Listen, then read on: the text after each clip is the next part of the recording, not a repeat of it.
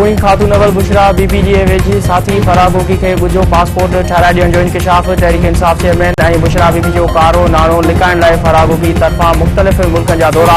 साबती tycoon जे पुट खे पंहिंजे front में पर्सन फराह गोगी लाइ पासपोर्ट ख़रीद करण जो टास्क ॾिनो वियो। 28 मार्च 2022 ईस्वी में फराह गोगी लाइ ख़रीद कयल विनाताउ जो ॻुझो पासपोर्ट बुशरा बीबी हवाले कयो वियो।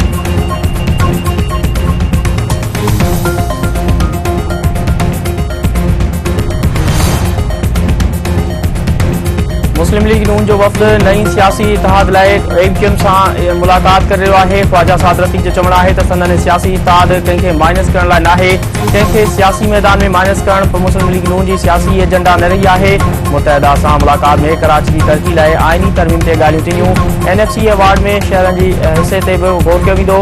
हिक ॿिए ख़िलाफ़ चूंड विढ़ण सां गॾु सियासी पार्टियुनि में ॻाल्हियूं ज़रूरी आहिनि। सियासतदाननि खे ज़ाती अमलनि खां पासो करणु घुरिजे।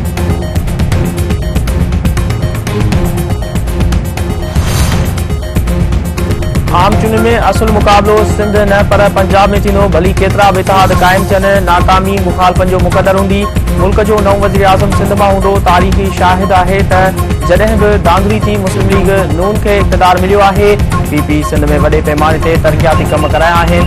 भारत इलाज लाइ ॾींदड़ माण्हू हाणे सिंध अची रहिया आहिनि। PP अॻवान Shahzeel Inam Ahmad. Justice retired Arshad Hussain Shah KP जो नओं निगरान वॾो वज़ीर मुक़रर। गवर्नर हाजी ग़ुलाम अली अरशद हुसैन शाह खे KP जो नओं निगरान वॾो वज़ीर बणाइण जी मंज़ूरी ॾेई छॾी। संदसि चवणु आहे त महमूद खान ऐं अकरम दुरानी सूबे जे मफ़ाद लाइ सुठो फ़ैसिलो कयो हूंदो।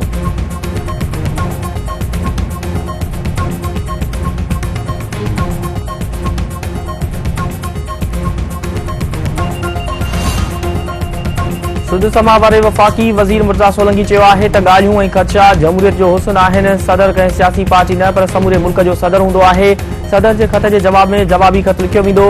8 फरवरी ते आम चूंडूं थींदियूं। आम चूंडुनि सां इक़्तिदार चूंडियल नुमाइंदनि खे मुंतक़िल थी वेंदो। निगरान हुकूमत आम चूंडुनि लाइ भरपूर मदद फराहम कंदी।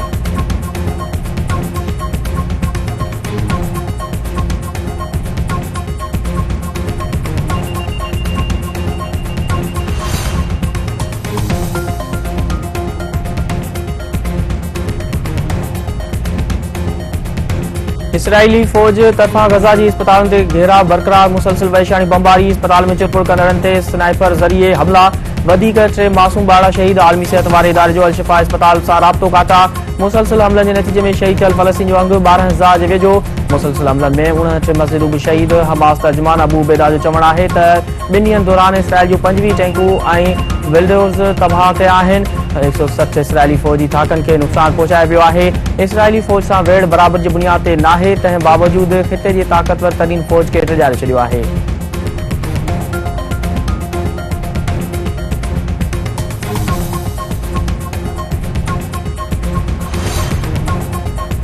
PDM सरबराह मौलाना फज़लुर रहमान चयो आहे त इसराइली फ़ौज फ़लस्तीनी शहरनि ते ज़ुल्म करे रही आहे। यहूदी फ़ौज औरतुनि ऐं ॿारनि खे बि शहीद कयो।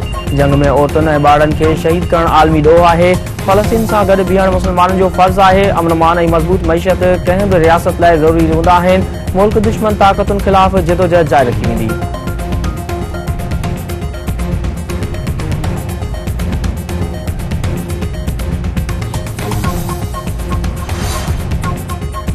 ऐं क्रिकेट वर्ल्ड कप जी मैच में भारत जी नीदरलैंड ख़िलाफ़ बैटिंग। शहरियाज़ जी शानदार सेंचुरी। भारतीय कप्तान रोहित शर्मा, शुभमन गिल, विराट कोहली जूं फिटियूं।